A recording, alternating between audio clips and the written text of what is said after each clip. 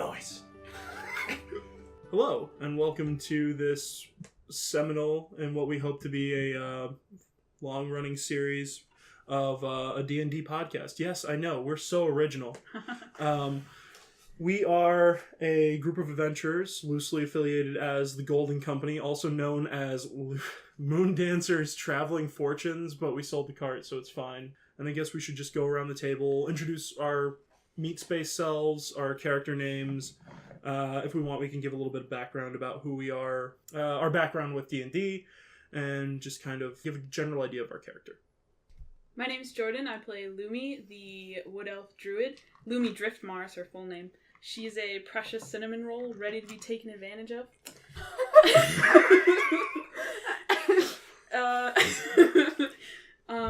Yeah, and I've been playing D&D for 2 years. This is my first non-murder hobo character, and I'm loving it. I think we're all loving that you're not playing a murder hobo.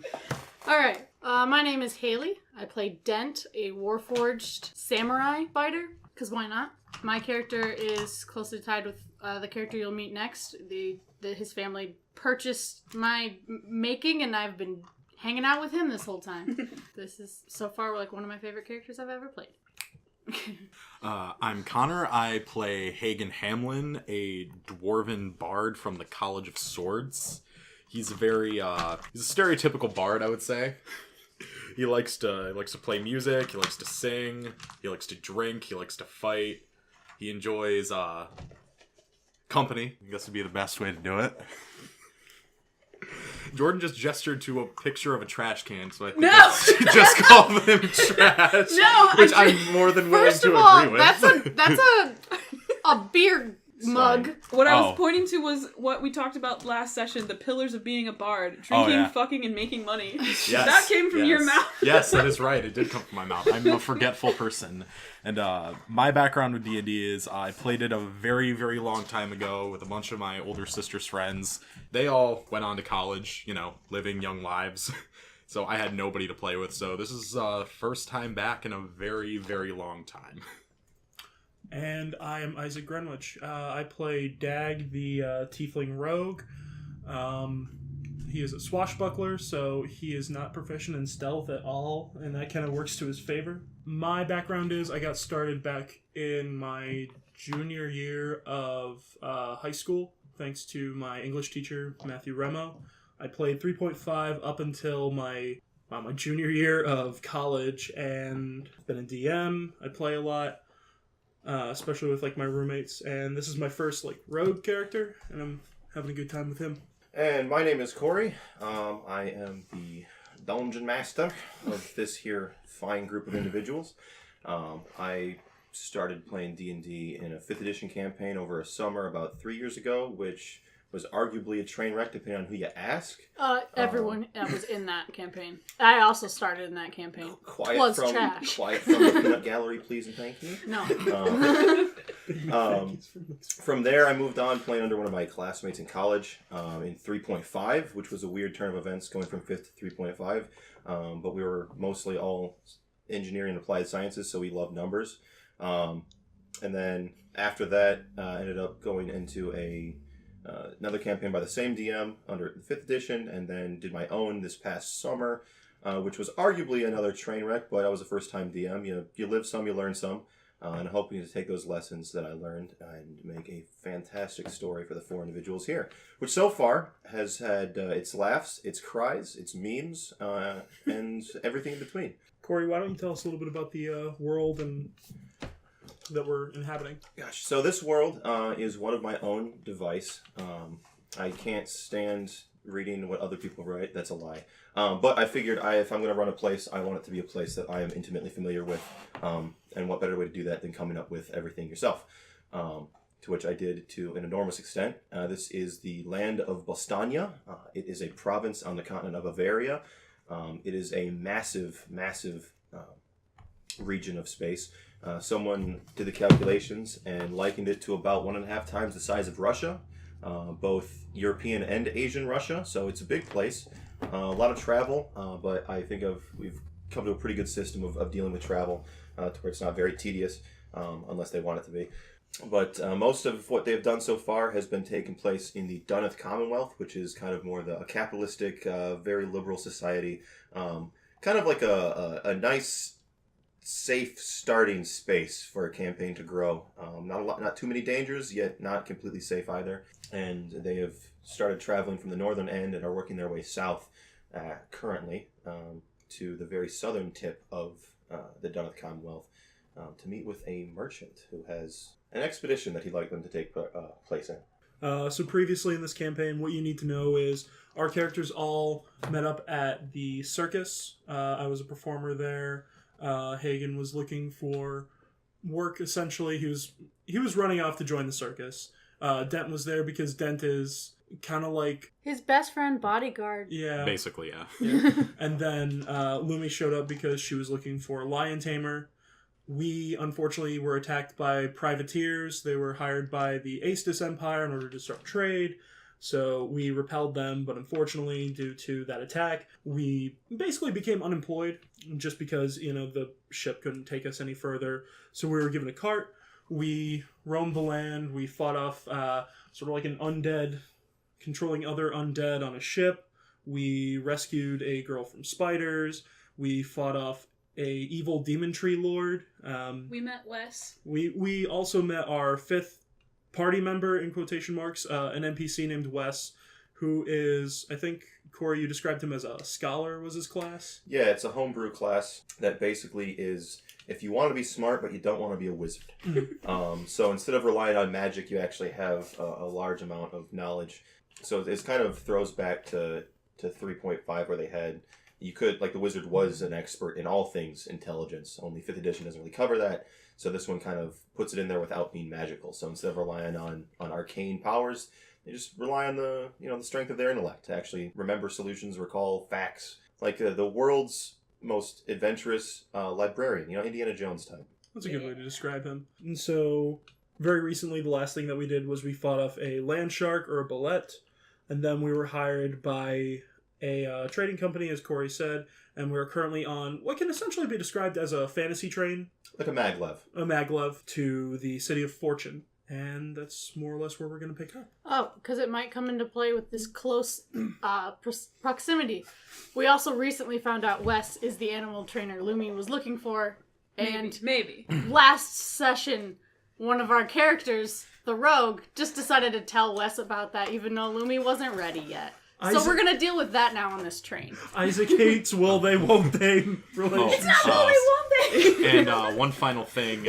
Hagen, for the longest time, has carried an Iron Holy symbol around his neck, and he's been taking some time trying to figure out who this god is. It's a god he should pray to, or if it's a relic of an evil god he should destroy.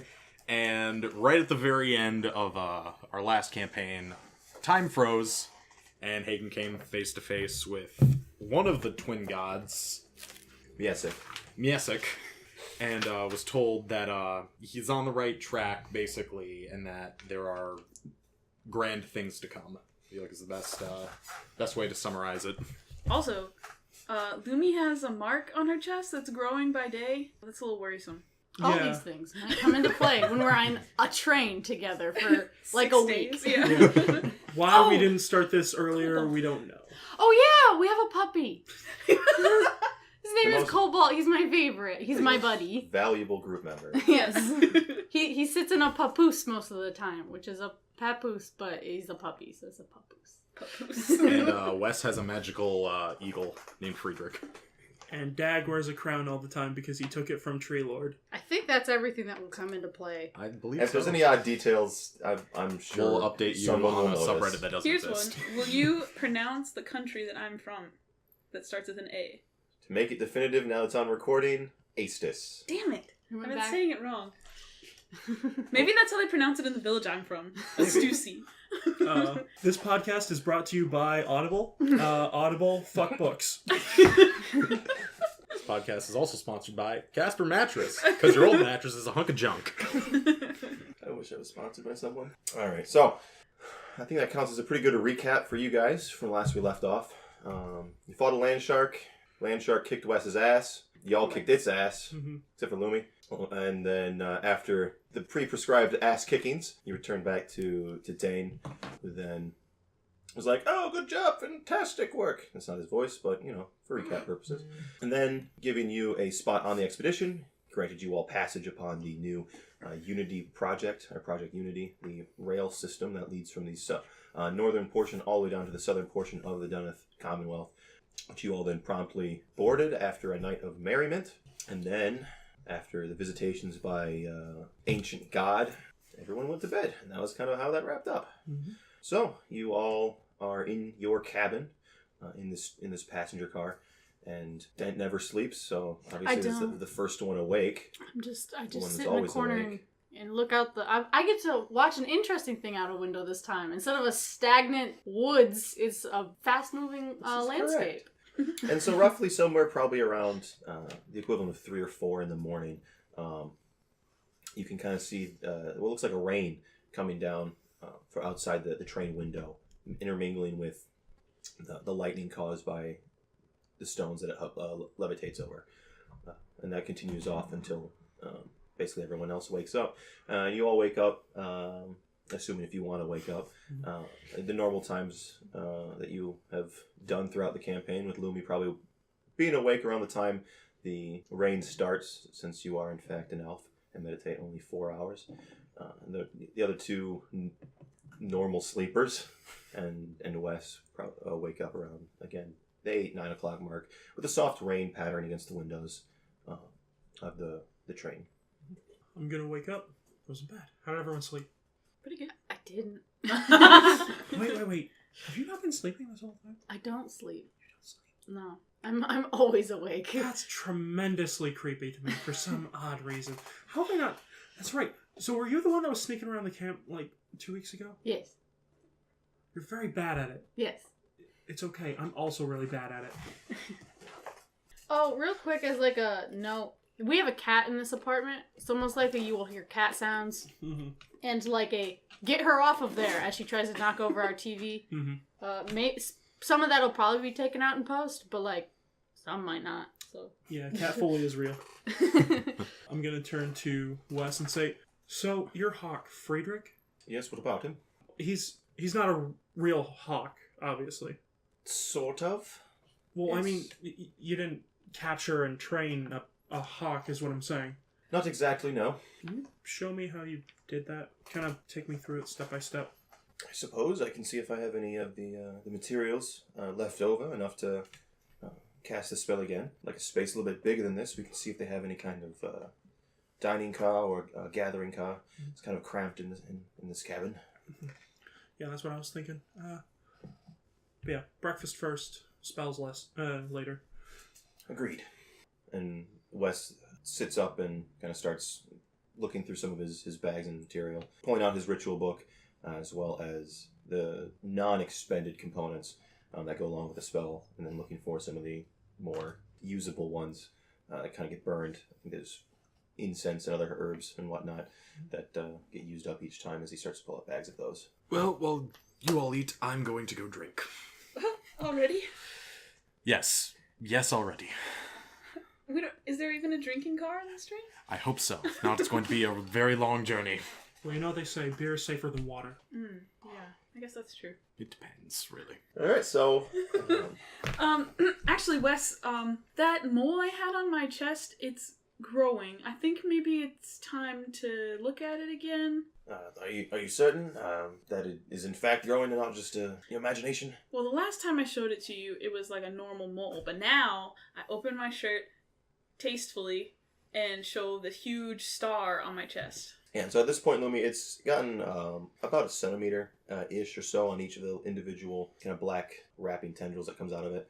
And he rubs his one good eye and kind of, oh, my word, I think it might actually, in fact, not be a mole.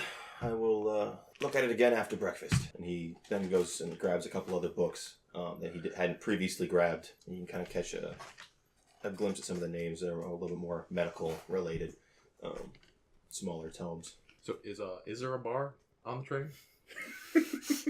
Yeah, so I have priorities. I'm just curious. Yeah, there would be a dining car that would most likely serve alcohol because it's a fancy train for fancy people who like their fancy booze. Ooh. So you managed to catch one of the train workers as they're making their rounds, making sure everything's in place. There's no security issues.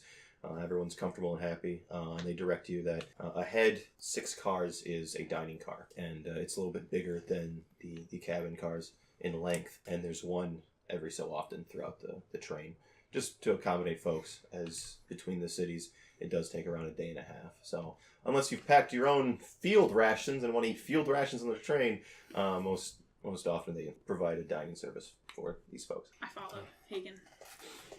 Well, I go to the bar and get a glass of wine. Yeah. So you all proceed to, those who are going, proceed to the dining car, past the other cabin cars. Most other folks are still relaxing and enjoying their morning. And you're still asleep just because they are most definitely not adventurers and they're not used to getting up at the crack of dawn to get their stuff going. These are rich city folks who like to sleep until the middle of the day and relax and wine and dine and have a great time. So you find the dining car, I wouldn't say relatively empty, but it's not as busy as it could be. I'd say maybe like 50% capacity. There's roughly 20 tables kind of strewn throughout, with about half of them occupied. And you find a bigger one. They seat around 7 individuals on some of the larger tables, big circular ones. And there's some smaller booths kind of staged near one end, kind of split up between booths and tables about halfway through the cart. So you guys find one, presuming that's empty. Take a seat. There's no really bar area. And a server comes around after maybe around a minute or so. It's not terribly busy. Well, hello. What can I do for you this fine morning? I will have a plate of eggs and sausage and a glass of wine, if possible.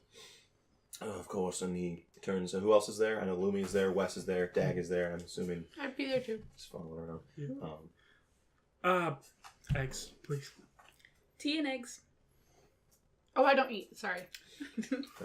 What about Actually, can I get some what would Cobalt eat? Bacon. sausage? Some meat and like water, but in either a bowl or something that a dog could drink from.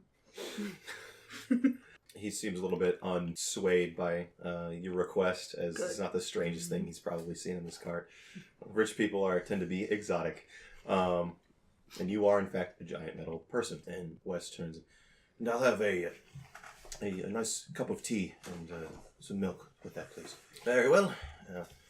I'll be right out with your order. The server leaves, and he seemed a little bit tired, possibly nearing the end of his night shift in the dining car. And a few minutes pass by, and he comes out with drinks, the wine for Hagen, tea for Lumi, and a bowl of water that he places in front of Dent, as well as tea and a small, almost shot glass size of milk, with a teacup for Wes. I'm immediately putting the water on the floor so that Cobalt can get to it. And as the server walks away, you do that, and there's a small lapping coming from underneath the table, and you can kind of feel Cobalt's tail hitting your leg every so often. Do you know anything about where we're supposed to go once we get to Fortune? My memory's a little bit fuzzy right now. The outpost that we're supposed to investigate for Dane.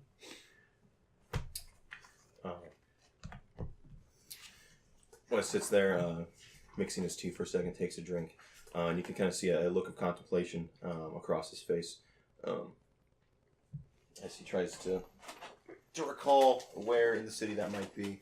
Well, I think if it's the Sons of Fortune, they're probably near the docks, as that's where they do a lot of the importing, and it's easy to have a warehouse there instead of hauling across the town. I still have quite the headache from that thrashing, but I think that would probably be our best bet on where to start. I'm just trying to think about what could be causing that. What could, cut off communications. You mean down in Obria? Yeah, sorry. Honestly, it could be anything there. But my bet's on the civil war that's happening. The unrest. They say it's ended, but they're still fighting in some of the towns and cities that break out now and again. Loyalist factions fighting with those who want the equal rights and down with the monarchy and whatnot. Let's not forget the people that are just do it for a reason, just to travel around, reaving and raping, doing as they please. Yes, plenty of sell swords, and he gestures his ill content towards that particular phrasing, that just want to take advantage of a situation where people are scared and much to be gained with little effort involved. Mm-hmm. So you think that it's a mercenary band or some kind of something, something to do with the Civil War? Makes the most logical sense that it's not the biggest city that the outpost down there is located in, so it could be quite easy that a local band of mercenaries has got their hands on a ship or two and managed to blockade the harbor, keeping messages to and from, as well as any goods from coming out or in. So that's good. I just don't want to find another bunch of undead. Those things stank. Yes, it was quite disgusting. Well, hopefully we don't turn into any more demonic trees. About that point, the waiter returns with another individual in tow. They set out the meals in front of you. Various eggs and meat and potatoes thrown in there, and some wonderful morning omelets. And you have a small selection of meats that are placed in front of you. Then some hams, some beef and pork sausage, kind of like a small appetizer tray, if you will, of various meat products. And it immediately... No, I'm just not going to go directly on the floor. I'm going to slowly feed Cobalt the meat. I would like to think that there's you can flex your body and open up a little passageway, so you put it in your mouth, but it comes out your other hand. Oh my so god! You're just ding, and it just goes, just dings out underneath your hand, and just there's a doggo just chaunches. Is inside a Rube Goldberg machine? Yeah, basically, you got some zipping around Hot Wheel cars and marbles. Okay, and go in there. And occasionally, you see, just open up their chest and they just reset everything and just close it back up again. There's a parakeet involved for some reason. The further we go, the more you become like Bender. You just open up your chest cavity. Nah, my chest doesn't open up. No. I already told them that it was for my dog. I'm actively feeding my puppy food. I'm saying, you're a good bully! And then handing him food constantly. What breed is Cobalt anyway? I don't know if We have that written down. It's a Schipperke. There you go. There we are. So Dent is feeding Cobalt the blue-black Schipperke. The dog that's about the size of Dent's head at best. Dag is just pouring on hot sauce onto his scrambled eggs. Good. It's a true American. Dude, Frank's Red Hot and eggs? That's the best. Scrambled eggs, though, not fried. It's Frank's, by the way, in this universe, except for copyright reasons. Frank's Red Hot. Frank's Scarlet? Yeah. Frank's Scarlet Warm.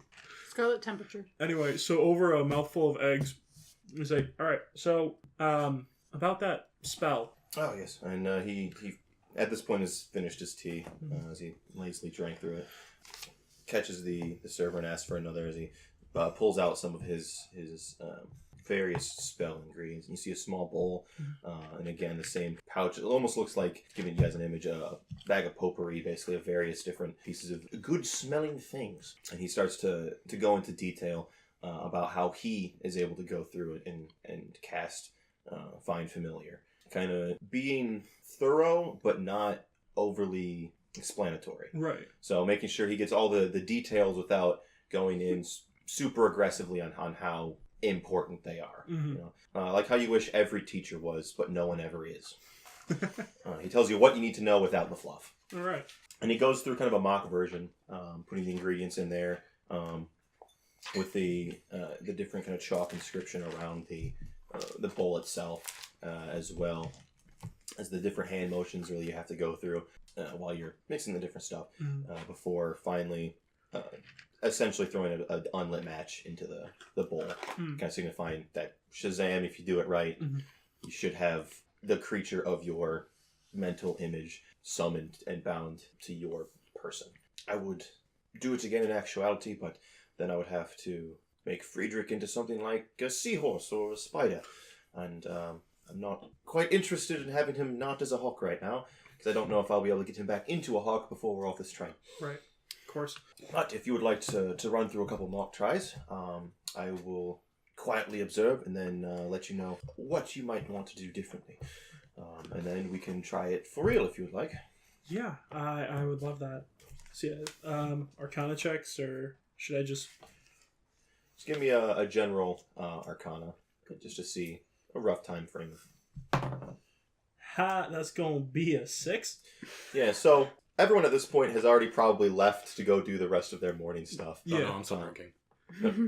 Your morning stuff, as I said. You can't day drink if you don't start early. Exactly. Yeah, so while Hagen amusedly probably drinks and thinks about stuff occasionally, looking over to see what you and Wes are up to, you get about an hour into this, going through the motions. Wes correcting a couple details here and there. You go through again, get different details wrong this time. And so it's kind of one of those things where you're slowly working on every mistake that you correct, you make another one. Yeah. And so about an hour in, you're not really any much closer to fully understanding it. You can continue if you'd like. Yeah. And Wes doesn't really have anything better to do currently. Yeah. As you are on a train. So yeah, as long as nobody really needs this table, he's just gonna keep on like trying it. Dag's just kind of like he's trying to repeat the words. He's trying to be like, "Ooh, la monsieur, yaji," but he's not. yeah, do you know Draconic? Nope. Yeah, so that's really probably the part that's catching you the most is the fact that a lot of the words are Draconic, and so he not only has to teach you a little crash course on how to speak Draconic with the enunciation and all the hand motions just right. So why don't you give me, if you're going to keep at it, give me another Arcana check. That's a 1. Yeah, so as you go through, you're getting more and more frustrated, that you finally get a part, and then you just fuck it up somewhere else, and you're just kind of getting this tension building up. Why does this language rely so much on phlegm? It's like the difference between ach and is my mother or fuck yourself. It's just, why? Who talks like this?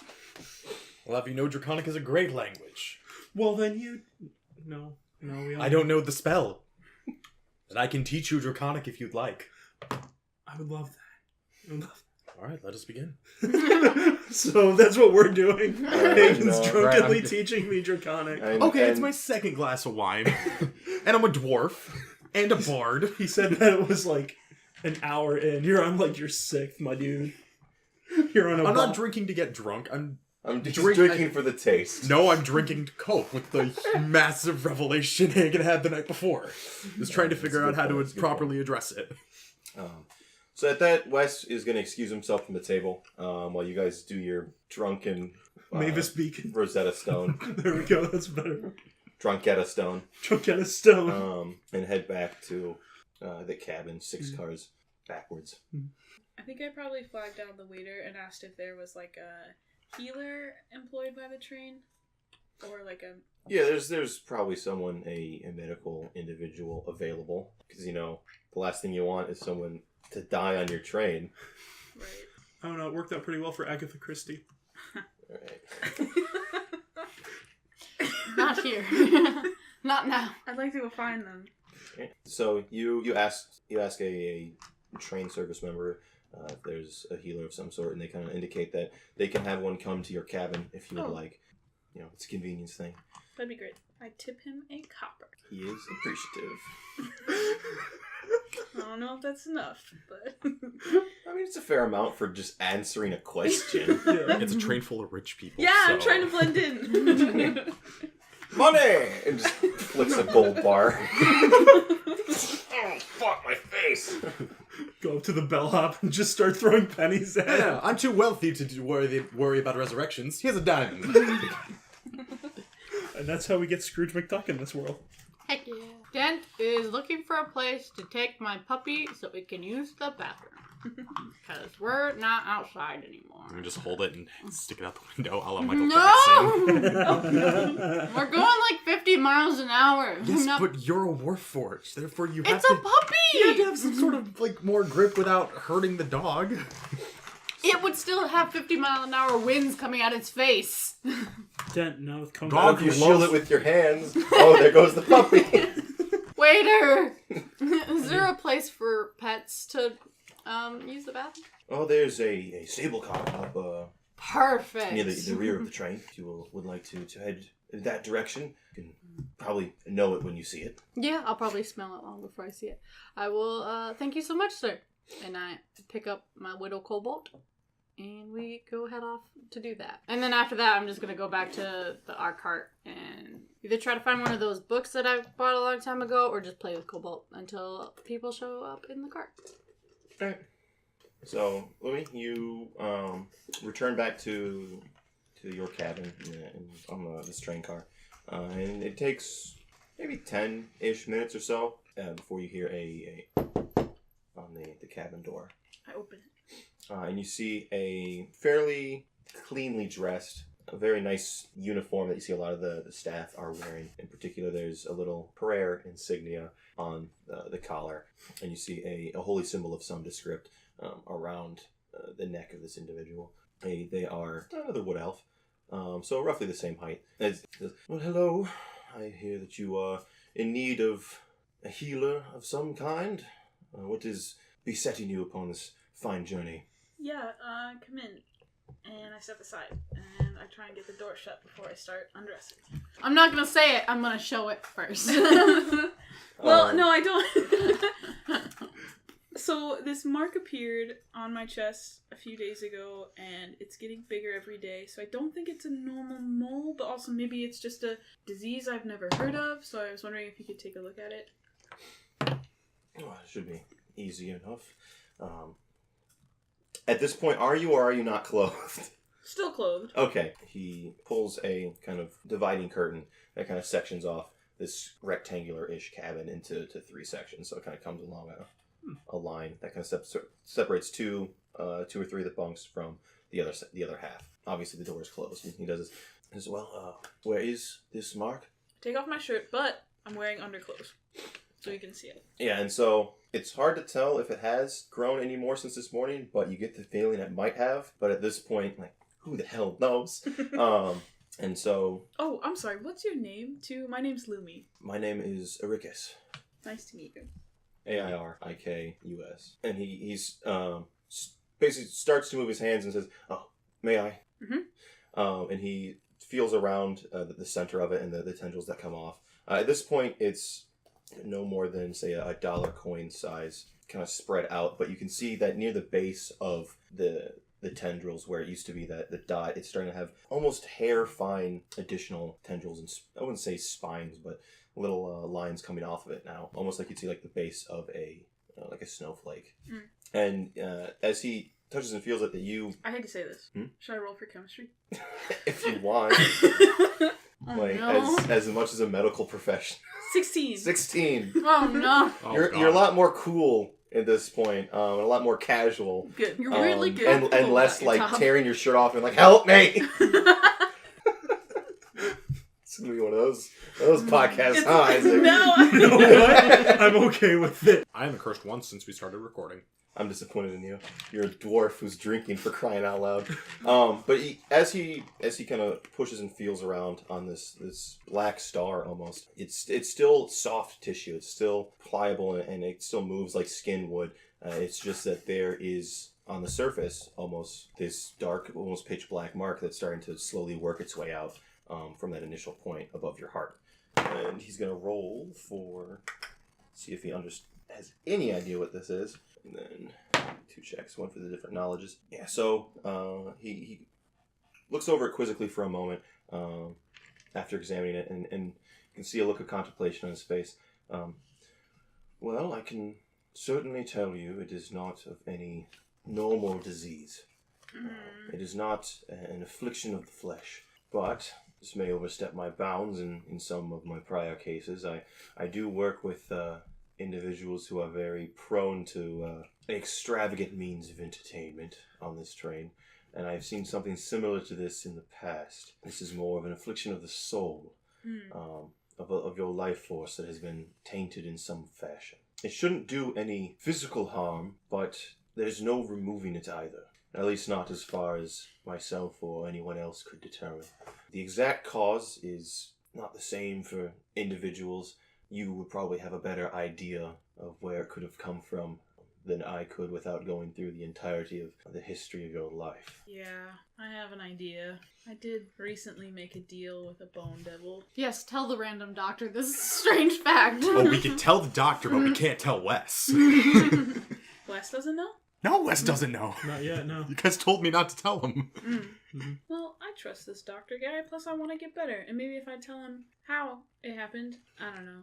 Aricus, so if I went back to my friend, would he be able to remove this? Well, that depends on what was taken in the first place. Blood? And you see kind of a more serious tone emanate across his face. Now, I am by no means a practitioner of more evil magics, but there is a fair amount an individual could do, especially a devil, with the blood given by someone. Now, what exactly the devil did with your blood, I have absolutely no idea.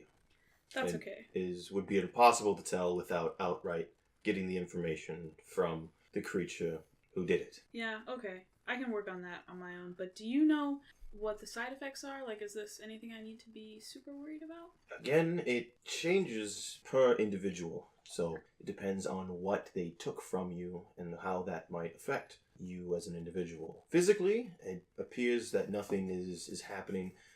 There's no neurotic flesh, there's no dying muscle or anything. It just appears to be almost a superficial mark. However, there have been a few individuals in the past who have made a deal that ended up costing them the entirety of their soul, which, while their flesh and body remained, it was very much a different person. Now, I don't know if that is what will happen to you, if it's just a mark that because you made a deal with this particular bone devil. Honestly, it could be any number of reasons. For each deal is different. Okay. Well, thank you for this information. I feel fine. Nothing dark and spooky has happened yet. I would really like you not to mention this to other people. Oh, I have no intentions of spreading around what afflicts whom. That is not my job. My job is to solve those afflictions for the people of which it is comfort. And it would be a very bad taste and very bad form if I just went out spouting who did what with who. Thank you. Okay, great. So great. Thank you. He steps out from behind the curtain in a way that the door wouldn't become visible. And then you hear the door open and close. The curtain's still pulled across. You're gonna put your shirt back on? Mm-hmm. Okay. Damn. The end.